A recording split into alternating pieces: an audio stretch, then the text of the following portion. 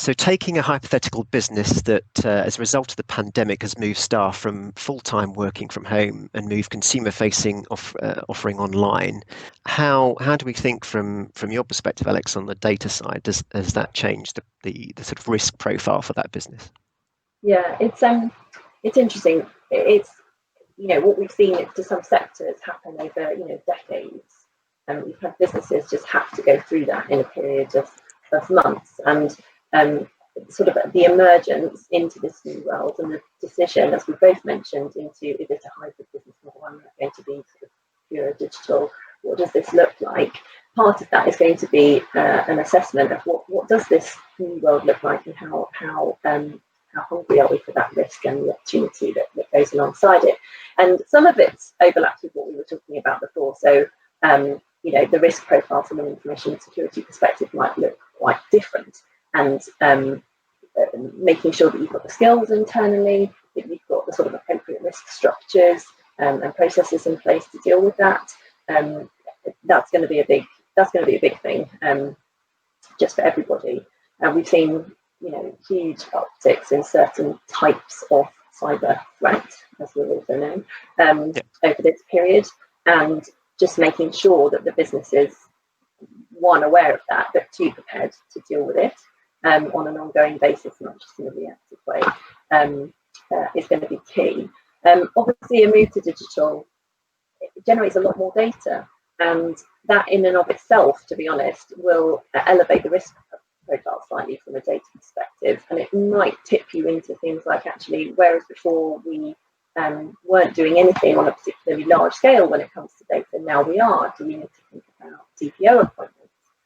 Again, do we need to look at the skills within the business and work out how we're managing the risk that goes with that? Different types of data. So if you're suddenly deploying lots of tracking technologies on websites or through apps, and you're building a much better, more granular picture of your consumer base, that will increase your risk profile in this area. So just being aware that, yes, there's opportunity there, but with that comes some risk that we'll need to manage. There's a sort of black and white, you may just be subject to whole new legal regimes. So the sort of electronic communications regime may suddenly be relevant to you. So you will need to look at things like your electronic marketing strategies in light of those new pieces of legislation to you that maybe just wouldn't have been on your radar before.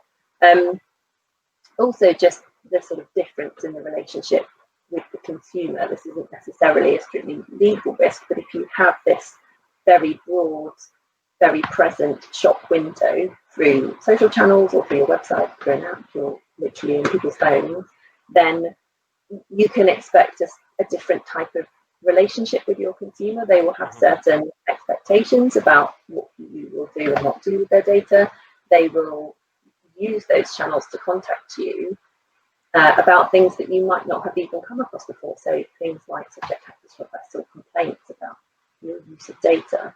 They will use all of those different channels to contact you with those. So just making sure that, again, your processes are reflective of that increased likelihood element of the risk that someone will come to you through those channels. And you mentioned supply chain, actually, and this is, we see businesses increasingly being cloud native, digital native. If you're not, and actually you've made this move during this pandemic period, there's a temptation sometimes with moving, it's cloud servers, they're super safe because it's a massive player that we're contracting with. That may well be the case, but what you can't do is just consider that box ticked. Your obligations when it comes to data as the sort of primary person responsible, the data controller, you can't just palm those off to someone else by going into the cloud, moving all of your systems into the cloud, or taking everything digital. You've got to build that transition into your risk assessment, and there will be some areas where that mitigates risk for you. There will be others where that's increased, and so just making sure that that's all factored in will be really important. I guess it's the same from a kind of technology contracts point of view in terms of the risk profile.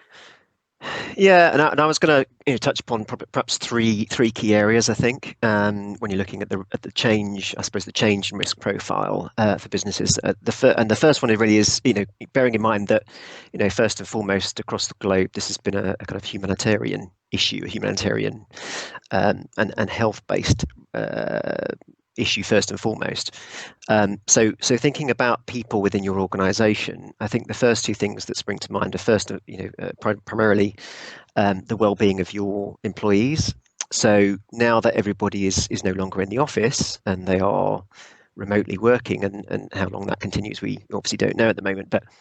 Um, but given that situation, what are the risks from a business's perspective around making sure that those individuals who have got all got different strains and different stresses depending on their own particular circumstances, how can the business support those individuals through technology to make sure that you're carrying out the right surveying of those individuals and how they're feeling, how are they responding honestly to the situations that are in, how can we get to the bottom of some of those issues. So perhaps thinking, do we need to focus a bit more on how we get that communication back from our employees to make sure that actually you're not going to end up in 2-3 months time with a workforce that's either very discontent in how they're working, or they're looking at different opportunities because they've had time to think about whether this is the right business. So, and with that comes other factors like incentivization and how you can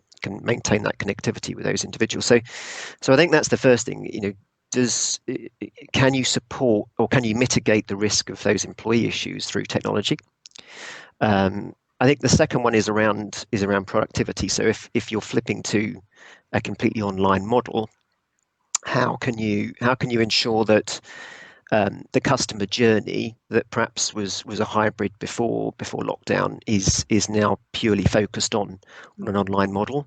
And does that have, as you were saying, knock-on effects through the supply chain? Do you need to be thinking about, well, if I've now got a completely online model, what do I need to be looking at in terms of our logistics suppliers? Do I need to be looking at our terms and conditions online to deal with things like returns, which a lot of the retailers are doing at the moment? They have been looking at that and saying, well, do we need to change this from what we might need to do, what we have traditionally done, to something different, because we can't get people dropping stuff back at warehouses, all that sort of stuff.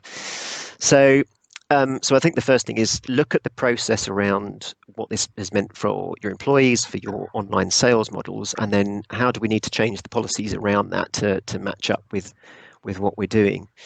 And I think the other area is kind of the regulatory risk point, and we kind of alluded to it on the first question around, if you have got some people coming back into the office space, what do we need to be thinking about to make sure that the risk of potential claims around whether we've done the right thing and got the right processes in place at work to maintain the health of our employees, do we need to be thinking about mitigating the risk of personal claims, business liability for those individuals once they're coming on site? And that comes into your discussion around temperature checking and people in different parts of the offices and how we work through that.